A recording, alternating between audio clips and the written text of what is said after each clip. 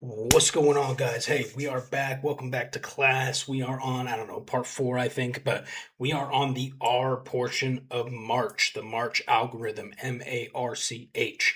This is our TCCC adapted series, meaning basically TCCC is a rule of guideline, a list of guidelines, rules, SOPs that have been used and changed throughout the last about 30 years in regards to combat medicine. Okay, there has been nothing like the current war in Ukraine that has happened for these guidelines to have adapted yet.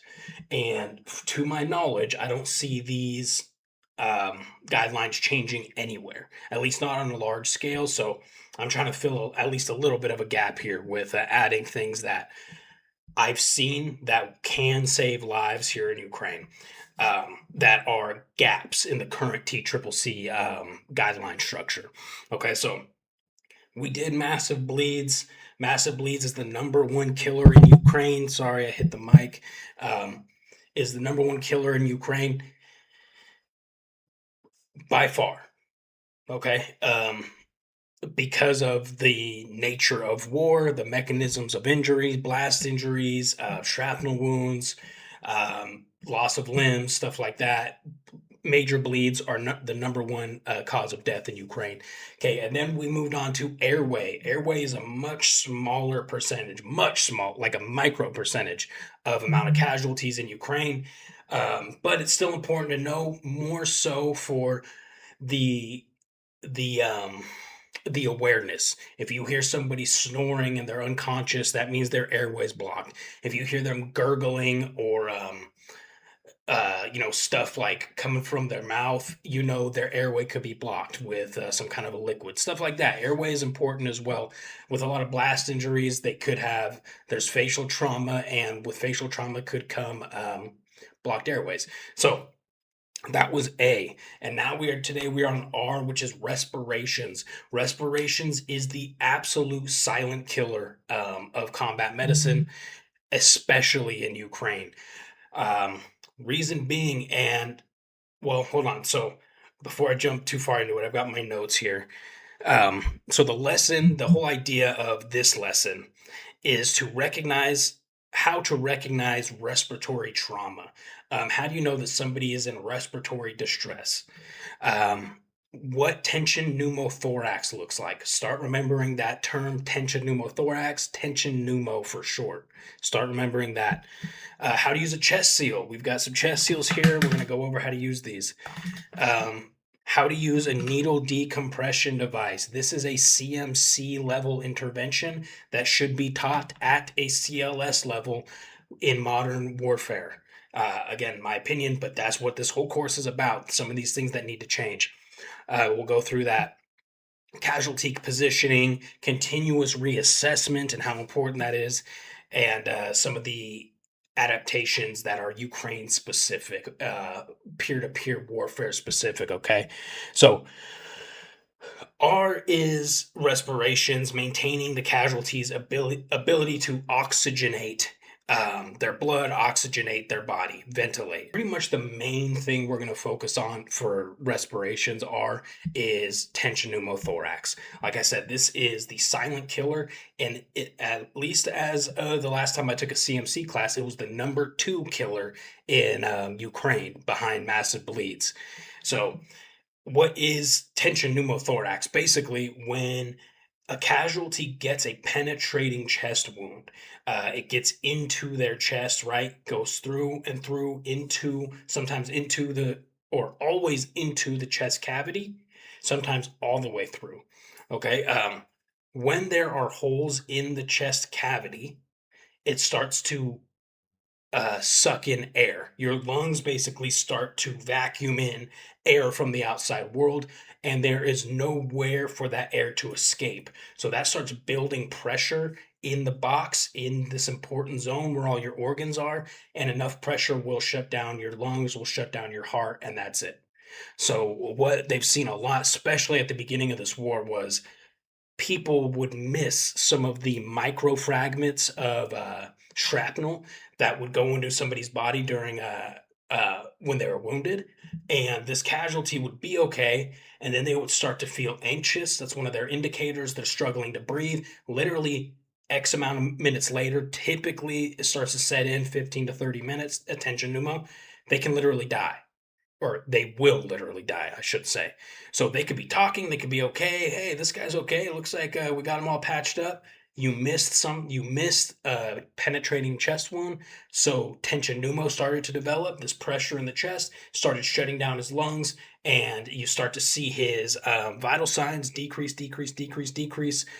Typically, for a trained medic, you start to realize, okay, I missed something during my initial March assessment, during my initial pre-assessment and then assessment of March. Okay, so how do you find these micro or these chest wounds? Sometimes they're very apparent, right? You see a large large chunk of their chest is missing or something like that. In that case, you can see it. We're going to apply chest seals to these things. Also, before we get to that, more common, well, I won't say more common, but also common in Ukraine is the very small um, fragments of shrapnel, right? So the best way to find these is what they call the tiger claw or the skin spread. Basically meaning when you're going through your March algorithm, you're doing your assessment, you're checking all your steps, and you're at respirations, you should be cutting off their clothes, right? And you're doing tiger claw like this spread on their skin. So if there is an incision somewhere, you're actually going to be spreading it so you can see it, right? So you're doing this all across their body, making sure there's nothing. At least their back and their chest area, stomach area. At least here, right? You don't necessarily have to do the tiger claw on the arms and legs. It's got to be done here though, because that's where you'll develop the tension pneumo. So what we've seen happen a lot is these tiny people will think like they'll do a quick look over, they'll even cut off the clothes, cut off the plate carrier, whatever, and they don't see anything. They don't even see blood. So they're like, okay, there's no way he's got a chest wound, there's no blood. These tiny pieces of shrapnel will go in, and they're so small that basically once they get into the body and they slice through the skin will close over again, kind of like in a rubber band, right? It'll go right back over, so you won't see it. That's why the tiger claw is so important. Front and back, chest, stomach, back, right? There's a lot that are missed on the back. In fact, I think they're predominantly missed when they're on the back, because people remember to do tiger claw on the front and then move on to their next step of March. They will not roll the casualty, check his back, right? Okay, so what do we do when we find what's called a sucking chest wound or an open chest wound? First of all, you could hear it. If it's a sucking chest wound, you could hear it. It's literally like this person's chest is sucking in air, okay? Also, you could see like this pink frothy, almost like you would see from blood spittle, like a pink froth from the mouth. You could also see that from a wound as well, a sucking chest wound. That's a good way to know, okay, that's a penetrating sucking chest wound. Okay, and then there's your bigger ones that obviously are chest wounds, and then you've got those tiny ones we've talked about that are the silent killers. So I'm trying to open this. Oh, it's right here. Okay, so this is another North American Rescue. It's called Hyphen. In my experience, chest seals are chest seals. I haven't seen like really cheap Chinesium test seals, if you will, or chest seals like you'll see really cheap tourniquets. So chest seal, it comes folded. Let me get rid of this background. Hold on. Okay, so chest seals they come folded up like this. You're gonna unfold it. They'll always come with a little piece of gauze in there. This is to clean that area, okay? Something that's really, really common in Ukraine is how dirty casualties will get, how dirty soldiers get in the terrain. It's extremely muddy, it's snowy, it's rainy, it's dirty, it's very dirty. So if you expose a chest wound, you're like, okay, there's a wound, it's gonna have mud, dirt, blood, all of that. And this adhesive on the chest seal will not stick to blood, dirt, mud. So it comes with one of these. You may need more, but you want to get that as clean as possible, as dry as possible. Not necessarily clean, but as dry as possible, so your chest seal can stick. Okay, so you got your chest seal. There's a tab, right? There's a tab and then a plastic part. You're going to pull them apart.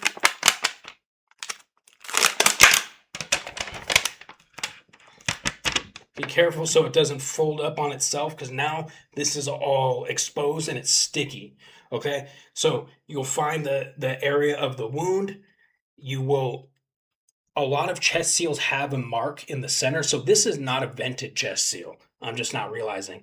We'll cover both. This is your standard chest seal. I'm glad, actually, because this is important to cover as well.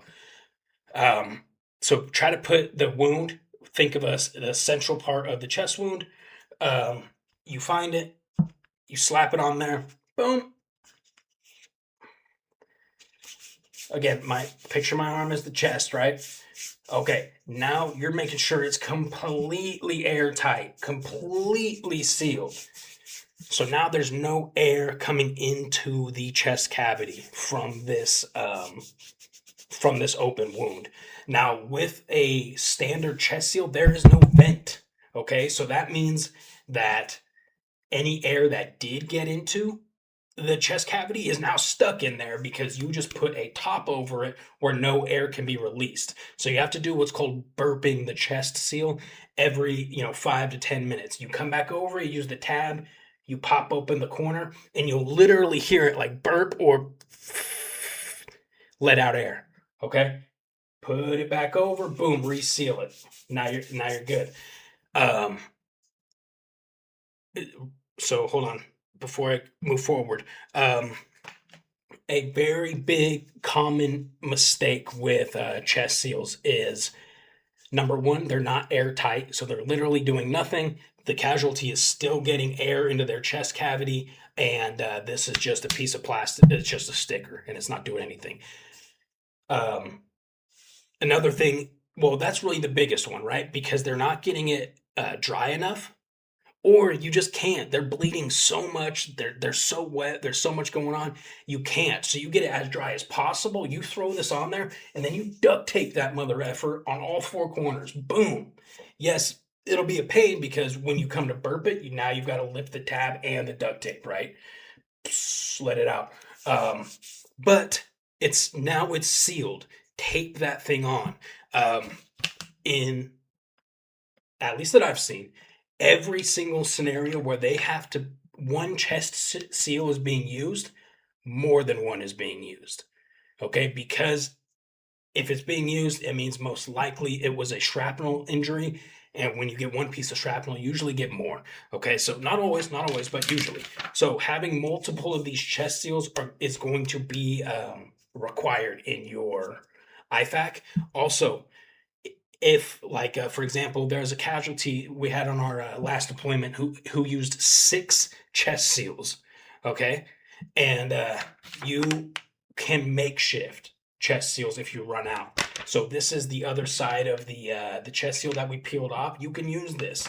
Get it on there, make sure it's dry, get it on there, tape it down. Boom. Okay, now you got another airtight seal. You can use all kinds of stuff, as long as it will seal that hole off and stop letting air in. Just remember that you're going to have to come in and burp at least one of these chest seals every 5 to 10 minutes, making sure there's no pressure buildup. Okay, now let me see if we've got a vented chest. I found a vented chest seal, which is the other type of chest seal. There's only 2 kinds. They come in different brands, they may look different, but the principle is the same amongst all of them. Okay, there's 2 kinds though. Your standard one, which is literally just a big floppy sticker you put over it to create you put over your chest wound or your penetrating wound to create a seal. And then there's a vented chest seal, which was created to basically, well, it does the exact same thing, but it mitigates having to burp it, or at least burp it so often. Okay, so here it is. Here's a completely different brand, different style, but really the same. Okay, this one didn't come with gauze in it. So you would, smells weird, get some gauze, whatever, boom, boom, boom, clear it off. Okay, this one's actually quite a bit different. So this is, it's like cotton on this side.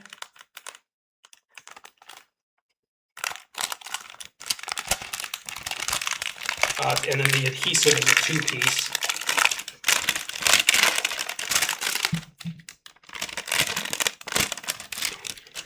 Okay, this is what the top looks like. The back is the sticky part.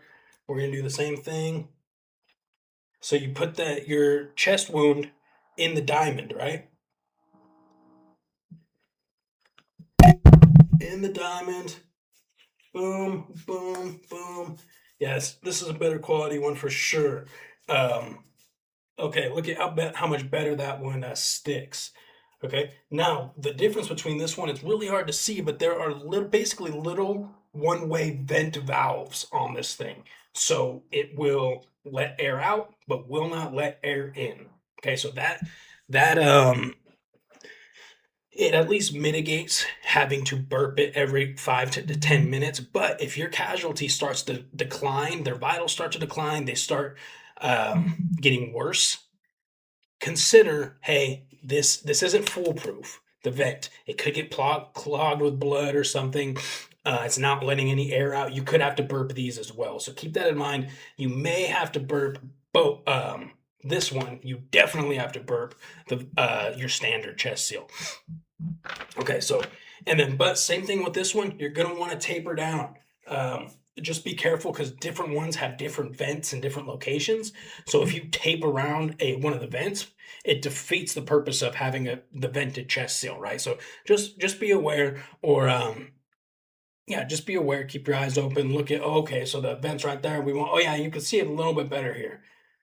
There's these holes. 1, 2, 3, 4. There's 4 of these holes that they act as one-way valves. Just don't cover those. You want to tape around the outside, right?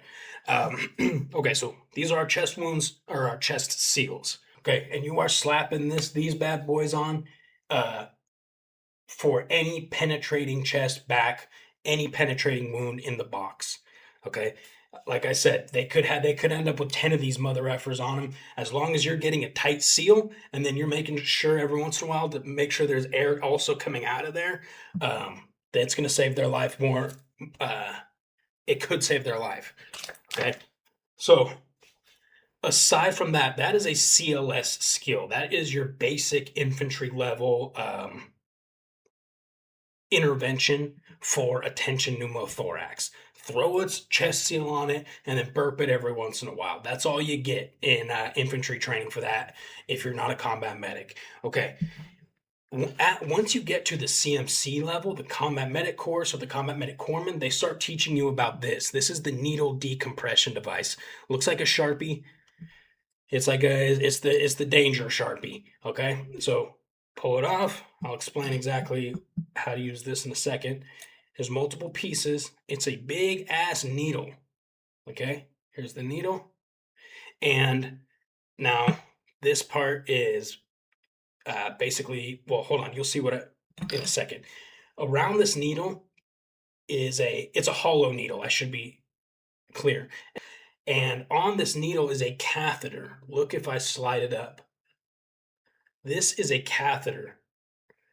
So now let's go through how we would use this. Again, this is a very invasive intervention. This needle literally will go into their body, goes into their box. So that's why it's not taught at your standard infantry level, but it needs to be, and I'll explain why here. So we talked about tension pneumothorax. That's when the pressure gets built up in the box. It's starting to shut down your organs, and it will kill you. So you're noticing, all right, you've got like 10 chest seals on this guy's, multiple chest wounds. You think you've got it all covered, but he is still declining, and he's still showing the signs of uh, tension pneumo, meaning he's struggling to breathe. You can also listen if you have a more of a trained ear and you're not in a really loud environment, which is unlikely. You can listen for lung sounds, hear if one of the lungs is collapsed, because a collapsed lung is another good sign of tension pneumo. But really, what you're looking for is you're going to start to assume, right? If you've already got chest seals on him and he's still struggling to breathe after a while, he's getting more and more agitated, more and more anxious, his vitals are starting to decline, you've got to assume I've got to hit this dude with a needle D or a dart. That's what these needle decompressions are short. That's long for needle D, and then some people call them darts because they look like darts. Okay, so the premise of this is literally sticking a tube into the box to release that pressure out. Okay, think of it like, I guess, a balloon. If you were to stick a needle into a balloon, you're letting all that air out. That's not a very good example, but just think of it what it is. Inside this cavity, this sorry, spit. Inside this cavity, all this pressure and air is building up. You've got to release that pressure somehow, and the chest seals have done their job to not let any more air in, but the air that's already in there is causing a problem now. So you're going to use one of these. There's two places that you're going to be able to insert a needle decompression device. The second intercostal space. What that means is the second negative space in between the second and third ribs. Okay, so you've got your ribs, right? Boom, boom, boom, boom, boom. And there's spaces in between each rib. So the second intercostal space means that second space in between the ribs, which would be between the second and third rib. Okay, stick with me here. Located at the mid-clavicular line. Okay, let's hold on. Mid-clavicular. How do we explain mid-clavicular? Clavicle, mid-clavicular. Think of your clavicle, okay? You've got two mid-clavicular lines like this. They basically go down just outside your nipples from the middle of your clavicle. So it like a graph, right? You're going to go from your mid-clavicular line right here, and then you go to your second intercostal space, that space in between the second and third rib, and then where these meet is where this needle decompression device is going to go. Okay, sorry, I had to fact check myself there because I wasn't positive. So you go from mid-clavicular to your second intercostal space, which will end up roughly around this direction here, or this area right here. This area right here. And then you're going to go, since it's in between the second and third rib, you're going to go just over the third rib. What I mean by that is if this is the third rib, this is your second rib, you want to be placing it just above this one, basically sliding it over the top of this rib. The reason being is because there's a strip of nerves underneath each rib. And if you stick this massive needle through that band of nerves, it's going to hurt the mother effer. It could still do the job. It's just going to be a pain. Okay, so ideally, you get to that mid clavicular line down here to the second intercostal space, and then this is going right in between those two ribs above the third rib. Okay, and so you're inserting this, literally, you're inserting this needle into their chest cavity. Boom, you're inserting it down to the orange. Blam, like that. Okay, now you're pulling this plastic piece out. This is the needle. Pulling the needle out, you're leaving the catheter inside. Now, if they're having serious tension pneumo and this air is building up in their chest, when you insert this and you release and you take this needle out, you should be hearing maybe not super loud, but it's going to release air, and immediately you're going to see relief from your casualty. Immediately they're going to be like, oh, right, something like that. Okay, that means your needle D worked. So again, you get it in above the third rib in that space. Boom, you pull out the needle. You leave your catheter in, tape the catheter in place to the body, so you can leave this in there and move on to your other interventions. That's needle decompression. Now, if it didn't work, you can go to the other location of the other location. You could do 2 needle Ds per side, technically. There's 2 locations on both sides of the box, both sides of the chest. Okay, so let's say you did one here at the midclavicular line in the second intercostal space, and there was no relief, casualties still anxious, can't breathe. Okay, maybe it didn't work, maybe it didn't set. You're gonna go for the second location. The second location, and it's the 4th to 5th intercostal space. Remember, intercostal space is that space in between the ribs. So that means the 4th or 5th intercostal space. So between the 4th and 5th ribs, remember that. Between the 4th and 5th rib, above the 5th rib, because we want to be above the ribs. And it's on your mid-axillary line. Mid-axillary line is the line that divides you. If you're like this, it would divide you in half this way. Divide you in half this way. So the mid-axillary line would be here, and it would be in between your 4th and 5th rib. So you try there as well.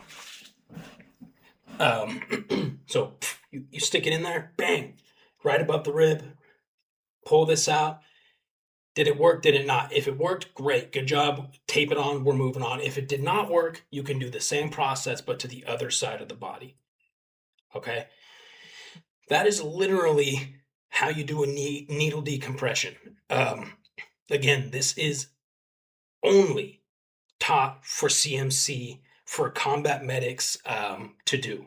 This is not for CLS level. Now let's talk about why I think it should be. TCCC, old school TCCC teaches,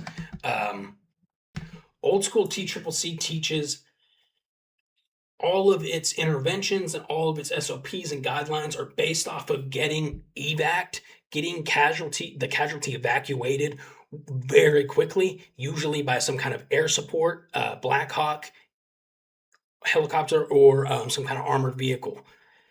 You're not getting that in Ukraine, okay? So when these guidelines are built off of anywhere from 10 to 30-minute evac times, a lot of them become null,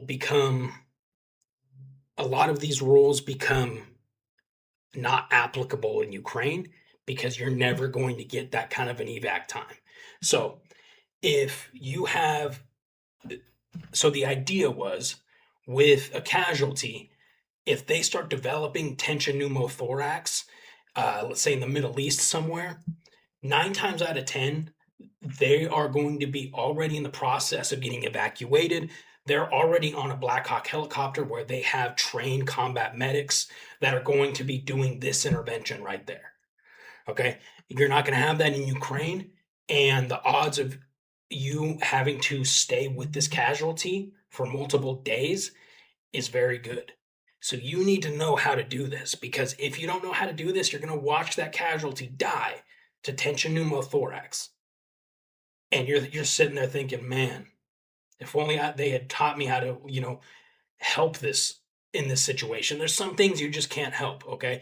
That is a fact. But there are certain things like this that just require training, a little bit of training. This isn't even a lot of training. It seems scary because there's a big needle, but it's not, okay? The amount of relief that your casualty is going to receive from this, and you're going to save his life, I promise you he's going to forgive you for stabbing his ass in the ribs, okay? So waiting, you can't wait on this. Tension pneumo will start to set in, like I said, anywhere between 10 to 30 minutes. So you can't wait 1, 2, 3 full days until you're finally able to walk this casualty 15 kilometers to the nearest CCP, casualty collection point, where they have a medic who was actually trained to do this. You need to be trained how to do this. Okay. So that's really the biggest part of R for respirations. Again, everything we're working on is the real, or I'm talking about with you guys, are the real applicable scenarios and applicable interventions that you can use based on what I've seen here in Ukraine.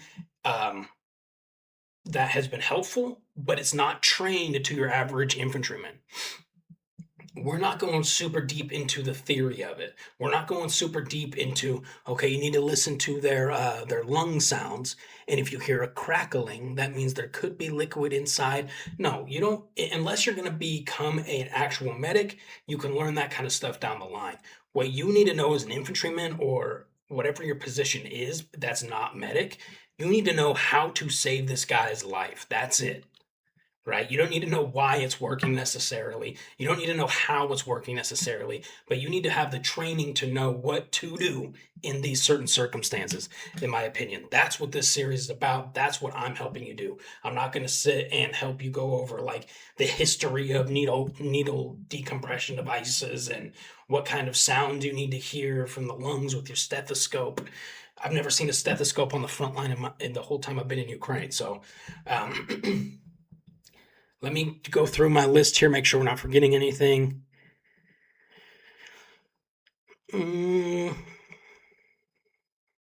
Okay, so I guess we'll just recap. We'll recap. MAR, R is respirations. What you're looking for is basically making sure your casualty is breathing okay. There's multiple ways you can do this. You could talk to them. Are they talking? If they're talking, they're breathing. And you can watch their chest. You can put your hand on their chest. Is there an even rise and fall of the chest? Okay. If you see something like this, which you'll rarely see, and this is more for a trained eye, a medic's trained eye, but if you see the chest rising and falling like this, that's a pretty clear indicator there's a collapsed lung. There could be tension pneumo developing in the box. But again, I don't want to get into the weeds of that kind of stuff. You just need to know that guy can't breathe and we've got chest seals on him. Okay, what's my next thing? We're gonna dart this dude. We're gonna needle decompress him, and we learn how to do that. So let's go. And you find your location, mark it with a Sharpie or whatever. Boom, you're in there. Now your casualty's like, oh, okay. So really the biggest indicator that they could be developing this tension pneumo is that they can't breathe. They're getting really anxious and scared, even more so than they were before, and or decreasing vital signs, and you can't figure out any other reason why they're decreasing. Okay, so we're always going to do chest, the least invasive intervention first, which is going to be your chest seals. Get those chest seals on, boom, boom, boom. Make sure they're secured with tape, and then also make sure to burp them every once in a while. And you can hear too, if when you're burping them, you can hear if there's anything coming out, okay, if they're working. If that's not working or it's not working well enough and you're still thinking like all the signs are still going and they're getting worse, they still can't breathe, and they can't breathe even more than before, their vital signs are even worse than before. Okay, now you're thinking we gotta needle D this guy. Okay, core lessons from our respiratory trauma, basically tension pneumothorax, is the quiet killer. It is the silent killer of combat medicine. It absolutely takes people out at a percentage much larger than people realize. Tiny wounds can equal massive issues. So a tiny piece of shrapnel, half the size of a fingernail, that slid in between a couple of ribs and is now inside this person's chest cavity, is now sucking in air and creating a potential problem that's going to shut down their organs and kill this person. Tiny wounds can equal massive problems. Chest seals fail often in real environments because of what we discussed: the blood, the sweat, the water, the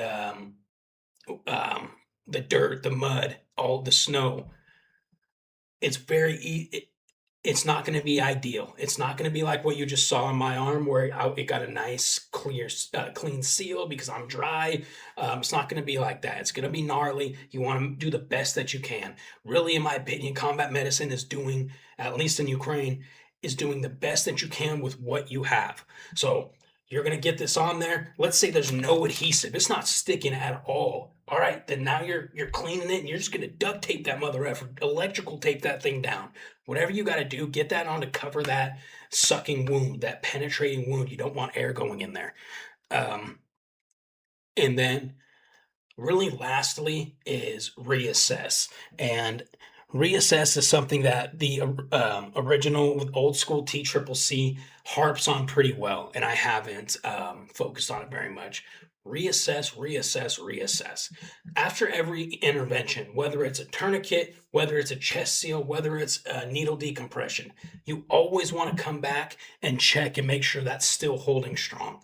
I know a lot of people, actually know some personally, or I did know them personally before they died, because they had a tourniquet on that was effective during evacuation. They're moving around in the stretcher. Everybody's running from drones. This tourniquet slipped off and they just bled out while they were moving this casualty. So reassess, reassess, reassess. You're always checking any intervention that you did and make sure it's still okay, still working, it's not plugged up, it's not falling off, it's not broken, whatever. Because of the amount that you're going to have to move this casualty in Ukraine, at least, and probably most modern peer-to-peer wars, you're moving them from building to building. You're running from drones. You're walking them 15 kilometers out to get to the vehicle that's going to take them. Because the amount that you have to move these casualties, you got to think in your head. You have to burn it in with a hot iron. Reassess. Burn that in your brain. Reassess. Reassess. Okay. I think that's all we got, guys. That was our.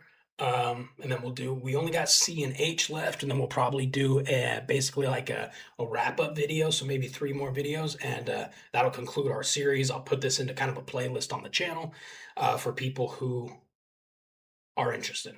I know you're out there. It might be a smaller demographic than the amount of people that like to see orcs get their faces exploded off, which I understand, but this is very important for the people that need to see it. So I love you guys. Please share this video so it finds the people that it needs to, and we'll see you in the next video.